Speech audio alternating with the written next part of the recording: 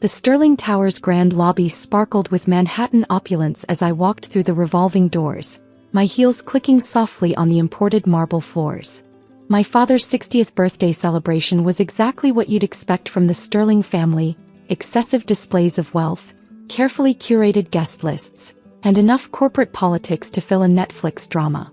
I smoothed down my understated Chanel dress, worth more than my sister Catherine's monthly salary, though she'd never recognize the difference between true luxury and flash. The security guard, James, gave me a subtle nod as I passed. He was one of the few who knew my true identity as the owner of not just Sterling Tower, but half of Manhattan's prime real estate.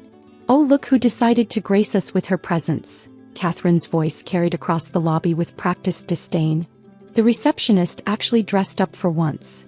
If she only knew that Harrison Support Services, my supposed employer, was actually a shell company for Harrison Global Properties, one of the largest real estate empires in the world. While she bragged about her middle management position at our father's company, I'd spent the last 7 years quietly acquiring buildings across the city. "Someone has to answer the phones," I replied mildly, accepting a glass of champagne from a passing waiter. A champagne I'd personally selected from my private collection, though none of them knew that either. "At least you know your place," Catherine smirked, adjusting her obviously new Cartier bracelet. "Though you might want to stick to water. This champagne probably costs more than your monthly rent." I sipped the Dom Perignon Rose Gold, thinking about the penthouse I owned at the top of this very building. The one that made Catherine's luxury condo look like student housing. "Emily." My stepmother Victoria's voice cut through the crowd. "Darling, we put you at the service entrance desk. You can help direct the catering staff." Of course they had. Heaven forbid the failed Sterling daughter be seen among Manhattan's elite. If they only knew I owned most of the buildings these people worked in. "Perfect," I smiled, watching Victoria's expensive Botox struggle to maintain her confused expression. She'd expected protest or embarrassment, not calm acceptance. My phone buzzed discreetly, a message from my real assistant. "Board meeting confirmed for 9 p.m. Members eager to discuss the Morgan acquisition." Yes, the Morgan acquisition. My father's company had been trying to buy Morgan Properties for months. They didn't know that Harrison Global had already closed the deal yesterday. Tomorrow's announcement would shake Manhattan's real estate world to its core. "Still carrying that old phone?" Catherine noted with practiced sympathy. "I suppose on your salary, upgrades are difficult." The old phone was actually a custom-secured device worth more than her car, but I simply nodded. Let them think what they wanted. In less than 12 hours their whole world would shift dramatically. The massive screens around the lobby displayed various business news channels, all speculating about the mysterious buyer of Morgan Properties. The biggest real estate deal of the year, and nobody knew who was behind it. "Such a shame about Morgan Properties," my father's voice boomed as he approached our group. "Thomas Morgan should have accepted my offer. Now some unknown upstart has taken it." I hid my smile behind my champagne glass. "Perhaps they saw potential you missed." "Please," Catherine scoffed. "What would you know about real estate potential? You can barely afford your rent-controlled apartment." If she only knew that I owned her building. That every rent check she proudly wrote went straight to one of my companies. The party continued in its predictable pattern. Catherine held court near the center of the room, bragging about deals she'd barely been involved in. Victoria fluttered between groups, dropping hints about their Hamptons vacation home, the one they could barely afford anymore. And my father, Robert Sterling, dominated every conversation with his increasingly desperate attempts to maintain his image as Manhattan's real estate king. None of them had noticed the subtle changes in their world. How their most reliable investors had quietly withdrawn. How their best properties had been acquired by mysterious companies. How their empire had been slowly, systematically surrounded by mine. "Miss Harrison?" James, the security chief, approached with perfect timing. "There's a situation that requires your attention." Catherine waved him off dismissively. "She's not important enough to handle any real situations. Find a proper manager." James met my eyes, the slightest smile playing at his lips. "I apologize, but Miss Harrison's authorization is specifically required. It concerns the board meeting in her tower." The silence that followed was exquisite. Catherine's champagne glass slipped from her fingers, shattering on the marble floor. Victoria's carefully maintained smile froze. And my father, for the first time in years, actually looked at me. Really looked at me. Her tower, he whispered. I stood slowly, smoothing my dress. Thank you, James. Please inform the board members I'll be there shortly. And have someone clean up that champagne, it's too expensive to waste. The stunned silence that had fallen over the lobby shattered as Catherine found her voice. This is some kind of joke, she declared, though her perfectly maintained confidence wavered. You're a receptionist. You answer phones. Actually, I gestured to the Sterling Tower's soaring atrium. I own this building, along with about 30 others in Manhattan. The reception job was just a convenient cover. Victoria stepped forward, her socialite mask cracking. Impossible. The tower belongs to Harrison Global. They bought it last year. Yes, I smiled. We did. Would you like to see the portfolio? I nodded to James, who began distributing elegant leather folders to the assembled guests. The screens around the lobby switched to a carefully prepared presentation, displaying Harrison Global Properties' extensive holdings across Manhattan. Sterling Tower acquired in 2024, I narrated as the images changed. The Morgan Building on Fifth Avenue, purchased last month. The entire Wellington complex in Midtown, which we bought from your company last year, though you thought you were selling to a Chinese investment group. My father's face had lost all color. The Wellington complex? But that was our flagship property. Yes, and you sold it for 30% below market value because Catherine convinced you the market was dropping. I turned to my sister. By the way, those market analysis reports you relied on? My team created them. Catherine stumbled backward, grabbing a chair for support. No, that's not. I would have known. Would you? I pressed a button on my phone and the screens displayed more properties.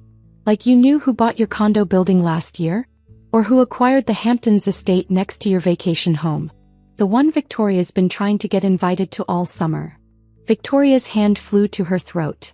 You own the Wellington estate? Along with most of that coastline now. I checked my phone as another message came in. Including, as of an hour ago, your beach house. The bank was quite happy to accept my offer after they reviewed your latest mortgage application. The lobby had become absolutely silent, Manhattan's elite watching this family drama unfold with barely concealed fascination. My father, once the undisputed king of New York real estate, looked suddenly old and small. How? He whispered. Where did you get the resources, the expertise? Remember when you said I needed to learn the business from the ground up? I moved to the center of the room, taking control of the presentation. That's exactly what I did. While Catherine was hosting cocktail parties with developers, I was studying market patterns. When Victoria suggested I work as a receptionist to understand my place, I used that position to learn every detail of how buildings really operate. The screens showed Harrison Global's true scope. Billions in assets, revolutionary property management systems, and a reputation for excellence that had made us the most sought-after landlord in the city. Each time you dismissed my suggestions about sustainable building practices or tenant-focused improvements, I implemented them in my own properties. While you were forcing Catherine into a role she wasn't equipped for, I was building something bigger. Something better. My phone buzzed again. The Wall Street Journal requesting comment on tomorrow's Morgan Properties announcement. Perfect timing. Your little hobby, Catherine said weakly. The real estate courses you were taking at night were advanced studies in urban development and sustainable architecture, I confirmed. Paid for by the profits from my first property acquisition, a small building in Brooklyn that you told Dad was worthless. The screens now showed that worthless building, transformed into one of the city's most successful mixed-use developments. But the connections needed. Victoria protested. The old money relationships. You mean like the Ashworths? The Vanderkamps? The families you've been desperately trying to impress. I smiled. They've been my investment partners for years. Turns out old money appreciates new ideas when they're backed by solid business plans. My father finally found his voice again. The Morgan acquisition. That was you? All of it, I confirmed. While you were offering lowball deals and hostile takeover threats, I was presenting a vision for the future. Sustainable buildings, community-focused development, profit sharing with tenants. Everything you dismissed as naive and unbusinesslike. The screens displayed the Morgan Properties transformation plan, my vision for turning their aging buildings into models of modern urban development. Your father built this company from nothing, Victoria said, trying one last time to maintain control. You can't just come in and... Actually, I built something bigger than he ever imagined, I interrupted. Without his name, without his connections, without his outdated methods. And I did it while you all thought I was answering phones. The next hour transformed my father's birthday celebration into something entirely different. Manhattan's real estate elite, suddenly realizing they were in the presence of the mysterious force that had been reshaping their world, began gravitating toward me instead of Catherine. Ms. Harrison, Thomas Wellington approached, his earlier condescension replaced with eager respect. I had no idea you were behind the Innovation District project. Simply brilliant. The same Innovation District you rejected when I proposed it 3 years ago? I reminded him gently. When I was just a receptionist, with unrealistic ideas? My phone buzzed continuously now, messages from developers, investors, and media outlets all wanting to discuss Harrison Global's emergence. The screens around the lobby displayed real-time updates as news of my identity spread through the business world. Mystery real estate mogul revealed. Emily Harrison's secret empire. How one woman revolutionized Manhattan property development. From reception desk to real estate queen. The Emily Harrison story. Catherine, still struggling to process the revelation, grabbed one of the portfolios. These sustainability awards, these tenant satisfaction ratings, they're all for your properties? Every single one, I confirmed, including the building where you've been bragging about your exclusive penthouse apartment. By the way, your rent is due next week. My father sat heavily in one of the lobby's custom-designed chairs, another of my additions to the building. The modernization projects we've been trying to compete with. The community development initiatives that kept winning contracts. All Harrison Global, I nodded. While you were focused on luxury condos and high-end retail, I was creating mixed-use spaces that actually served communities. Affordable housing alongside market-rate units. Green spaces. Local business incubators. The screens showed aerial views of my properties across Manhattan. Where the Sterling approach had created islands of wealth, my developments had fostered thriving neighborhoods. But the capital required. Victoria sputtered. The Sterling fortune is tied up in Robert's companies. I didn't use the Sterling fortune, I replied calmly. I found investors who appreciated my vision of sustainable, community-focused development. People who understood that real estate isn't just about buildings. It's about building communities. James approached again, this time with an elderly gentleman I knew well. Ms. Harrison, Mr. Vanderkamp insisted on offering his congratulations personally. Catherine's jaw dropped. The Vanderkamps were Manhattan royalty, the kind of old money her social climbing efforts had never managed to reach. Emily, my dear, Edward Vanderkamp smiled warmly. I think it's time we told them about the foundation, don't you? I nodded, signaling James to update the presentation. The screens filled with images of the Harrison Global Foundation's initiatives. Scholarship programs for underprivileged students, affordable housing projects, small business support programs. You see, I addressed my stunned family, while you were chasing status, I was creating change. Every property we acquire includes affordable units. Every development supports local businesses. Every project employs sustainable practices. This will bankrupt you, my father protested weakly. The market won't support. Actually, Edward interrupted, Harrison Global's returns are the highest in the industry. Turns out doing good is good business. The screens displayed our financial data, record-breaking occupancy rates, unprecedented tenant retention, and profit margins that made traditional real estate development look obsolete. The Morgan acquisition, I continued, isn't just about adding more buildings to our portfolio. It's about transforming them into something better. Solar panels on every roof. Green spaces in every building. Job training programs for local residents. My phone buzzed with another message. The mayor's office requesting a meeting about expanding the Innovation District concept citywide. The transformation was spreading faster than even I had anticipated. What happens now? Catherine asked quietly, her usual confidence completely evaporated. Now. I smiled, bringing up plans for our next phase. We change everything. Every building becomes energy efficient. Every development serves its community. Every project creates opportunities, not just profits. Victoria stirred, her social instincts kicking in. Perhaps we should discuss this as a family. Family. I turned to her. Like when you banned me from social events for embarrassing you. When you told the Ashworths I was unfortunately unstable because I suggested affordable housing in luxury buildings. I was wrong, my father said suddenly, his voice rough. About everything. Your mother. She always said you saw things differently. She taught me that success isn't measured in square footage or sale prices, I replied. It's measured in lives improved, communities strengthened, futures brightened. The evening crowds had begun filling the streets below, people heading home to the very buildings I owned. But unlike my father's tenants, mine lived in spaces designed to foster community, not just collect rent. Tomorrow, I announced to the room, Harrison Global launches its most ambitious project yet. We're transforming every property we own into a model of sustainable urban living. Solar power. Green spaces. Community centers. Everything you all said was impossible. The antiseptic smell of the hospital room made my head spin as I tried to process Margaret's words. My mother-in-law stood at the foot of my bed, perfectly coiffed as always, delivering life-altering news as casually as if she were discussing the weather.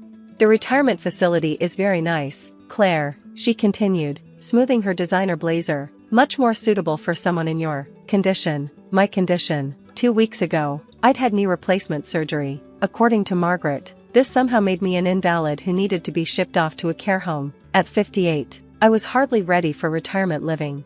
Where's David? I asked, my voice steadier than I felt. I'd like to discuss this with my husband. Margaret's lips tightened into that familiar look of disapproval she'd perfected over 30 years of making my life difficult. David is handling the paperwork. He agrees this is for the best. After all, that house is far too much for you to manage now. That house, the beautiful Victorian I'd spent the last 20 years restoring, the home where I'd raised my children, where every creaking floorboard and gleaming banister told a story, the property I'd inherited from my grandmother and had legally placed in a trust 3 months ago. After overhearing a very interesting conversation between Margaret and her friend Susan at a family dinner.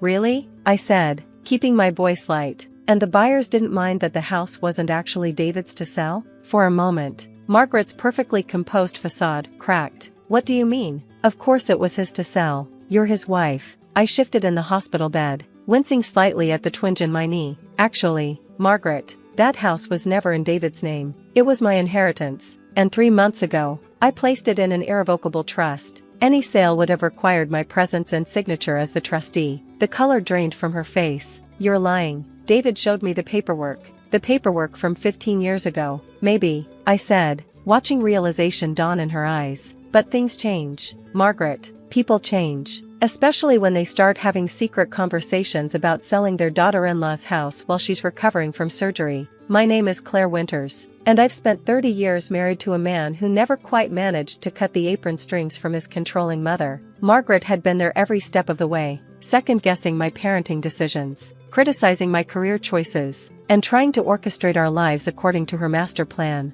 4 years, I'd kept the peace for David's sake, smiling through her backhanded compliments and passive-aggressive suggestions. But 3 months ago, during a family Sunday dinner, I'd excused myself to use the bathroom and overheard Margaret and her friend Susan in the garden below. It's perfect timing, Margaret had said, her voice carrying clearly through the open window. With Claire going in for surgery, David can handle the sale. That house is wasted on her anyway. She's turned it into some kind of bohemian nightmare with all those renovations. The buyers are ready to move quickly, and once it's done, we can get her settled somewhere more appropriate. I'd stood there, frozen, as they discussed my future as if I were a troublesome pet that needed rehoming. That night, I'd called my lawyer, Sarah, and set things in motion. The trust was established within weeks, ironclad and completely legal. I hadn't told David, not because I didn't trust him, but because I knew his mother would read any paperwork he brought home. Now, watching Margaret's carefully constructed plan crumble, I felt a mixture of satisfaction and sadness. This wasn't how I'd wanted things to go, but she'd left me no choice. Does David know? She demanded, her voice shaking slightly. About this trust? He's about to, I replied, pressing the call button by my bed. In fact, I think it's time we had a family meeting. Why don't you call him up here? Margaret's hands clenched at her sides. You've ruined everything. We had buyers lined up, a lovely couple. David already signed the preliminary paperwork. Preliminary paperwork that's worthless without my signature. I interrupted, and since I never planned to sell my home, I'm afraid your lovely couple will have to look elsewhere. The door opened, and a nurse poked her head in. Everything all right, Mrs. Winters? Yes, thank you, I said. Would you mind calling my husband? He should be downstairs handling some paperwork. David Winters. Tell him it's urgent. Margaret paced the small hospital room like a caged tiger, her expensive heels clicking against the linoleum floor. I could almost see the wheels turning in her head, trying to figure out how to spin this, how to maintain control of a situation that had slipped entirely from her grasp. 10 minutes later, David burst into the room, his face flushed. Claire, what's wrong? Are you okay? I'm fine, I said, patting the edge of my bed, but we need to talk about the house, specifically, about how your mother and you were planning to sell it while I was recovering from surgery. David's face went pale as he looked between his mother and me. Mom, what is she talking about? Margaret stepped forward, her voice taking on that soothing tone she used whenever she was trying to manipulate a situation. David, darling, I was just explaining to Claire about the wonderful retirement facility we found. It's really for the best. The best for whom? I asked quietly. For me? Or for you and your friends at the country club who never thought I was good enough for your son? That's not fair, Margaret snapped. Everything I've done has been for this family's benefit. That house is too much for you to handle, especially now that I've had a routine knee replacement? I laughed, but there was no humor in it. I'm not an invalid, Margaret. I'm not senile. I'm certainly not ready for a retirement home. And most importantly, that house isn't yours or David's to sell. David sank into the chair by my bed, looking stunned. Mom, you told me Claire had agreed to this. You said she was worried about managing the house during recovery. Oh, David, I sighed, reaching for his hand. After 30 years, do you still believe everything your mother tells you? The silence in the hospital room was deafening. David sat beside my bed, still processing the bombshell I dropped. Margaret had moved to the window, her back rigid with tension as she stared out at the parking lot below. 3 months ago, I continued, my voice steady, I overheard a very interesting conversation between your mother and Susan. They were in the garden, discussing plans to sell my house while I was in surgery. Plans that apparently involved you, David. David's head snapped up. I didn't. Mom just said you'd been worried about managing the house. She said you'd talked about it. When? I asked softly. When did I ever say I wanted to sell my grandmother's house? When did I ever mention wanting to move to a retirement facility? Margaret spun around, her carefully applied makeup couldn't hide the fury in her expression. This is ridiculous. David, she's clearly not thinking clearly. The pain medication. I'm thinking more clearly than I have in years, I cut her off. Clear enough to establish an irrevocable trust 3 months ago, placing the house safely out of reach. Clear enough to have my lawyer document every conversation, every attempt you've made to manipulate this situation. David stood up abruptly, running his hands through his graying hair. Mom, what did you do? What I had to. Margaret snapped. That house has been a burden on this family for years. The maintenance, the repairs, Claire's ridiculous renovations. My renovations that increased the property value by 300%? I interjected. The ones that got featured in Home Design magazine last spring? Those ridiculous renovations? Margaret's face flushed. It's not about the money. It's about what's best for the family. David, surely you can see. What I see, David said slowly, is that you tried to sell my wife's house without her consent. You lied to me, told me Claire had agreed. He trailed off, the weight of the deception finally sinking in. I reached for his hand again, squeezing it gently. The trust was never about you, David. It was about protecting what's mine. What my grandmother left to me. You went behind our backs, Margaret hissed. Secretly setting up trusts, making legal arrangements, like you went behind my back to sell my house? I asked calmly. The difference is, what I did was legal. What you tried to do was fraud. The word hung in the air, like a thundercloud. Margaret's face went pale. Fraud? David repeated, looking between us. Yes, fraud, I confirmed. Attempting to sell property you don't own, forging or coercing signatures, these are serious legal issues, Margaret. My lawyer has documented everything. Margaret sank into a chair, her perfectly maintained facade finally cracking. You wouldn't dare. Think about what this would do to the family. I've thought about nothing else for 3 months, I said. I've thought about 30 years of subtle digs and backhanded compliments. 30 years of you trying to control every aspect of our lives. 30 years of David caught in the middle, trying to keep everyone happy. I turned to my husband, seeing the conflict in his eyes. I love you, David. But this has to stop.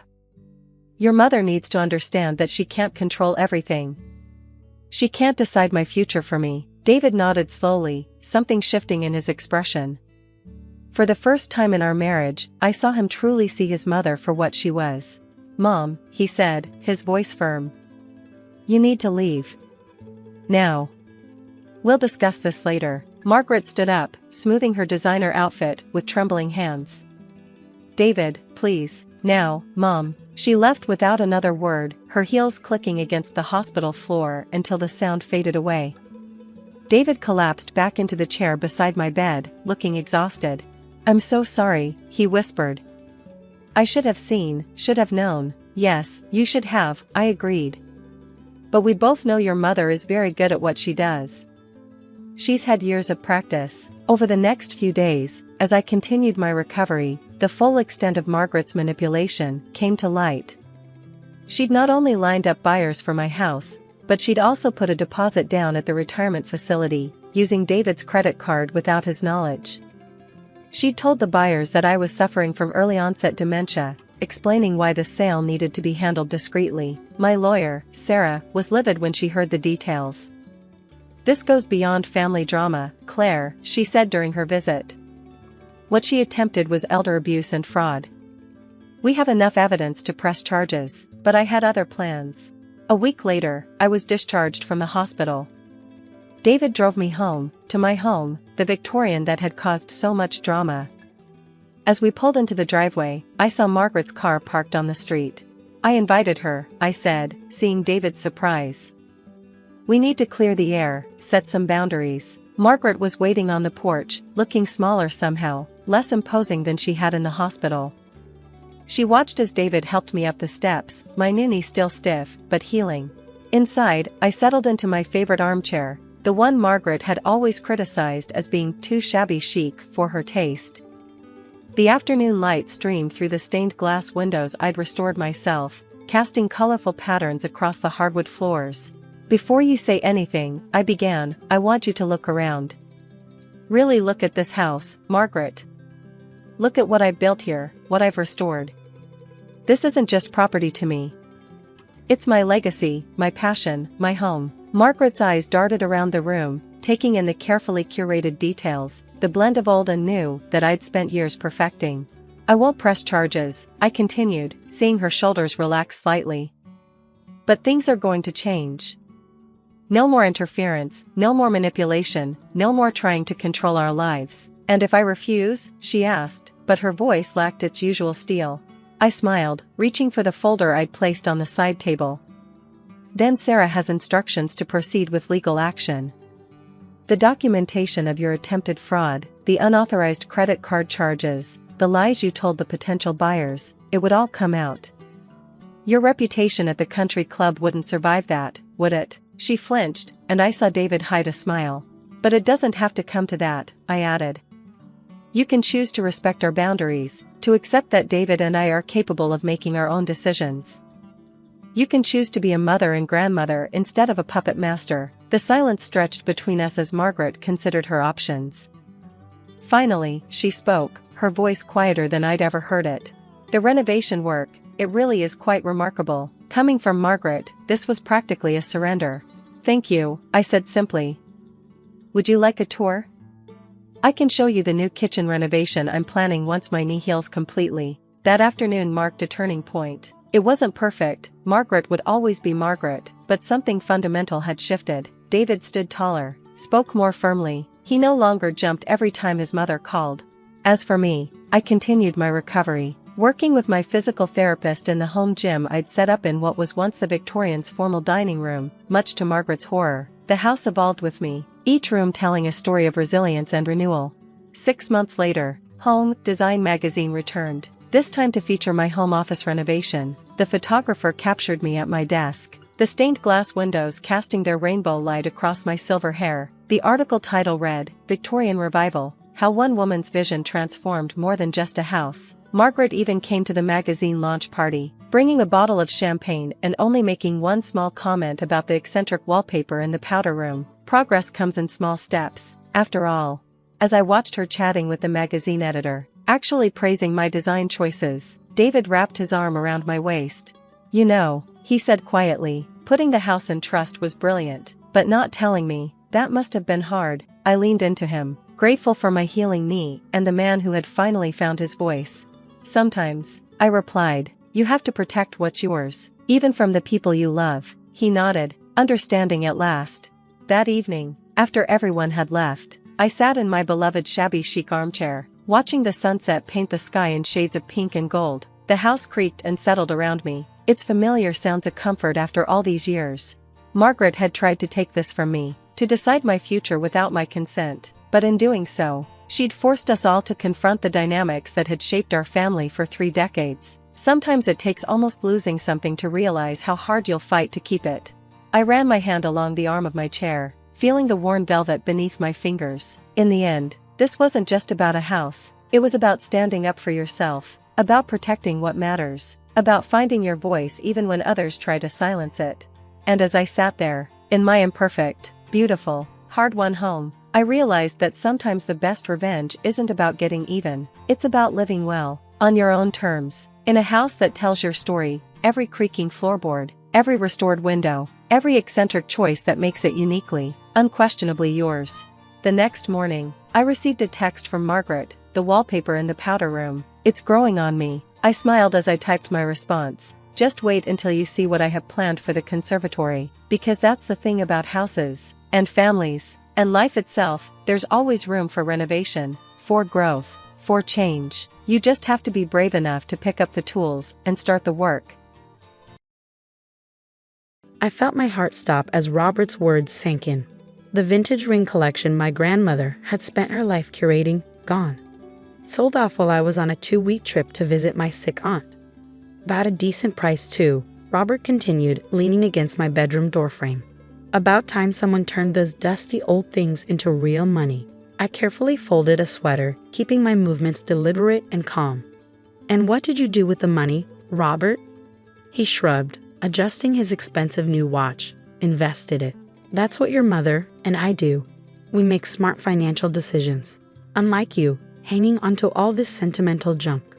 My name is Elizabeth Chen, and at 34, I was watching my stepfather gloat about selling the last connection I had to my grandmother. What he didn't know was that those rings weren't just family heirlooms. They were evidence. Well, I said, placing another sweater in my drawer. I suppose you're right. Can't live in the past forever. Robert's smug smile faltered slightly. He'd expected tears, anger, maybe even a dramatic confrontation. My calm acceptance threw him off balance. Your mother agrees with me, he added, as if seeking to justify himself. She says it's time you moved on. Grace has been gone for 5 years now. Grace. My grandmother's name felt wrong coming from his mouth. She'd never trusted Robert, had seen through his charming facade from the moment my mother brought him home 8 years ago. Watch that one, she'd warned me. He's got sticky fingers and a silver tongue. If only we'd listened. 3 years into my mother's marriage to Robert, our family business, a successful chain of high-end jewelry stores that my grandparents had built from nothing, started showing signs of trouble. Robert, who convinced my mother to make him CFO, insisted it was just market fluctuations. But Grace had known better. She'd started collecting evidence, documenting discrepancies, tracking suspicious transactions. The rings she collected over her lifetime weren't just beautiful pieces. Each one had been carefully chosen to tell a story.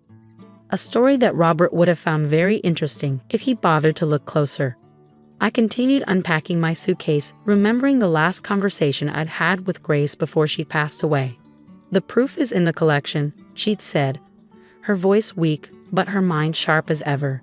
"Each ring, each provenance document, it's all there. When the time comes, you'll know what to do." I hadn't understood then, but in the years since her death, as I watched Robert slowly drain our family's resources while maintaining his facade of business acumen, I'd started to piece it together. "Where did you sell them?" I asked casually, hanging up a dress. I might know someone interested in vintage jewelry. Robert waved his hand dismissively. "Some dealer in Chicago. Back cash, no questions asked. Best way to handle these things." I nodded, making a mental note. Chicago. That fit with what I'd suspected. "Well," I said, closing my now empty suitcase, "I should get some rest. Long flight." Robert lingered in the doorway for a moment longer, clearly unsatisfied with my reaction. But what could he say? He'd achieved his goal. The rings were gone, and with them, he thought, any evidence of his creative accounting. What he didn't know was that I'd been preparing for this moment for months. Ever since I finally decoded my grandmother's meticulous documentation and understood exactly what she discovered about Robert's financial dealings. Each ring in her collection corresponded to a specific transaction, a particular account, a certain pattern of fraud. The collection itself was a key, one that could unlock a trail of evidence showing exactly how Robert had been embezzling from our family business for years. And thanks to my grandmother's foresight, I had copies of everything. Every certificate, every appraisal, every seemingly innocent note about each ring's history, all safely stored in a secure cloud account, waiting for the right moment. That night, I lay in bed listening to the sounds of the house settling. Through the wall, I could hear Robert and my mother talking in their room. "She didn't even cry," he was saying, sounding annoyed. "Just accepted it, like it meant nothing." "Maybe she's finally growing up," my mother replied, "learning to let go of the past, like you've been saying." I turned over, pulling my phone from under my pillow. Time to set things in motion. I typed out a quick text to Michael, my contact at the FBI's Financial Crimes Division. "It's done. He sold the collection, just like we predicted. Chicago dealer, cash transaction." Michael's response came quickly. "Perfect. That completes the pattern. We'll move forward with the investigation. You sure about this? No turning back once we start." I thought about my grandmother, about how hard she'd worked to build our family's business. About how Robert had spent years systematically draining it while convincing my mother he was protecting her interests. "I'm sure," I typed back. "Time to finish what Grace started." The next morning, I drove to our flagship store in downtown Seattle. The business my grandparents had built now consisted of 12 locations across the Pacific Northwest. The profits had been mysteriously declining for years despite steady sales. As I walked through the showroom, nodding to familiar faces among the staff, I remembered following Grace through the same space as a child. She taught me everything about the business, not just about jewelry, but about integrity, about building something that would last. "Elizabeth." Robert's voice boomed across the store. He was heading toward me, arms open in an exaggerated welcome gesture. "Didn't expect to see you here today. Thought you'd be resting after your trip." "Just wanted to check in," I said, noting how several employees tensed at his approach.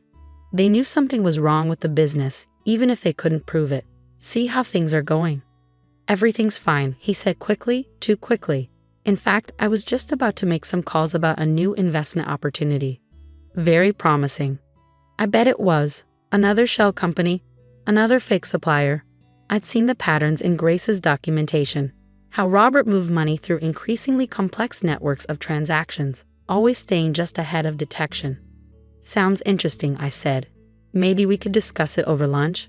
I'd love to learn more about the business side of things."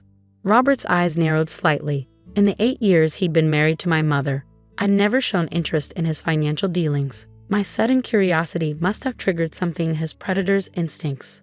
"Sure," he said slowly. "Why don't we grab lunch tomorrow? I have some meetings today that can't wait." "Of course," I smiled. "Tomorrow's perfect." "Oh, and Robert?" I called as he turned to leave. "Thank you for handling grandmother's rings. You're right, it's time for changes around here." He paused, studying my face for any sign of sarcasm or hidden meaning. Finding none, he nodded and continued toward his office. As soon as he was gone, I sent another text to Michael. He took the bait, getting nervous about my sudden interest in the business. "Good," came the reply. Keep him talking. We've traced the Chicago dealer. Just need a few more days to document the connection. I walked through the store, touching familiar displays, remembering Grace's lessons about quality and craftsmanship. Robert thought he'd erased her presence by selling her collection, but he'd actually sealed his own fate. Those rings and their carefully documented histories were the final piece of evidence needed to prove his years of financial fraud. Tomorrow's lunch would be interesting indeed. But first, I had one more stop to make. I drove to the cemetery where Grace was buried, placing fresh flowers on her grave. The autumn wind rustled through nearby trees, carrying the scent of rain. "It's happening, Gran," I said softly. "Everything you predicted, everything you prepared for." Robert finally made his move. I touched the simple gold band on my right hand, the only ring from Grace's collection that hadn't been in the house when Robert made his sale. She'd given it to me the day before she died, along with a single piece of paper that had seemed meaningless at the time. Now that paper, combined with all her other documentation, would bring down the man who'd spent years stealing from our family while pretending to protect it. "You were right," I whispered. "The truth always comes out. Sometimes it just needs a little help." The next day dawned gray and drizzly, typical Seattle weather. I arrived at Luciano's, Robert's favorite overpriced Italian restaurant, precisely 5 minutes early. He was already there, nursing a martini at 11:30 in the morning. "Elizabeth," he said, standing as I approached the table. "Glad you could make it. I ordered you a glass of wine." "Just water for me," I told the hovering waiter. "I need a clear head for business discussions." Robert's smile tightened slightly. "Of course. Always so serious, just like Grace." I opened my bag, pulling out a small notebook. Speaking of Grace, I've been going through some of her old business records. Fascinating stuff. The martini glass paused halfway to his lips. "Old records? What kind of records?" "Oh, transaction histories, supplier contracts, investment details." She was quite meticulous about documentation. I watched his face carefully. "Did you know she kept a separate file for each piece in her ring collection? Every purchase, every certification, every connection to the business." Robert set his glass down with a sharp click. "Those files were destroyed years ago, during the office renovation." The physical copies, yes, I agreed. But Grace believed in backups. Digital copies stored securely. She was quite forward-thinking for her generation. The color drained from his face. "You're bluffing. There's no way she..." "Robert?" A new voice interrupted us. We both looked up to see two men in suits standing by our table. "I'm Agent Michael Chen with the FBI's Financial Crimes Division. We need you to come with us." What happened next was almost cinematic. Robert tried to run, knocking over the table in his haste. He made it 3 steps before another agent appeared, blocking his path. The restaurant patrons watched in shocked silence as he was handcuffed and led away, still protesting his innocence. I sat calmly, sipping my water. "Ms. Chen." Agent Chen approached after Robert had been taken out. "We'll need you to come down to the office to make a formal statement." I nodded, gathering my things. "Of course. Just let me call my mother first." That call was the hardest part.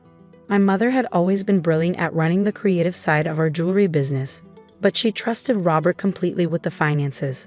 Finding out that her husband had been systematically stealing from us for years would devastate her. But as I listened to her broken sobs over the phone, I knew we'd done the right thing. The truth would hurt, but lies had already cost us too much. At the FBI office, I laid out everything. Grace's documentation, the connection between her ring collection and Robert's fraud, the complex web of shell companies and fake suppliers he used to siphon money from our family business. "Your grandmother was brilliant," Agent Chen said, reviewing the evidence. Each ring's provenance documentation contained coded references to specific fraudulent transactions. When arranged chronologically, they created a perfect paper trail of Robert's crimes. "She knew he'd try to get rid of the collection eventually," I explained. "His type always does. They need to erase anything that could expose them." By selling the rings, he actually confirmed their connection to his illegal activities. The investigation moved quickly after that. The Chicago dealer was found. He'd been one of Robert's accomplices for years, helping to launder money through fake jewelry purchases. The rings themselves were recovered, each one still carrying its damning documentation. Robert, facing overwhelming evidence, took a plea deal. 8 years in federal prison, plus restitution of all stolen funds. The total amount shocked even me, nearly $12 million over 7 years. My mother filed for divorce immediately. She threw herself into rebuilding the business, channeling her grief and anger into positive change. Together, we modernized operations, strengthened security measures, and restored our family company to its former glory. 6 months later, I stood in our flagship store's newly renovated vault, carefully arranging Grace's recovered ring collection in a special display case. Each piece gleamed under the lighting, telling its own story of justice served.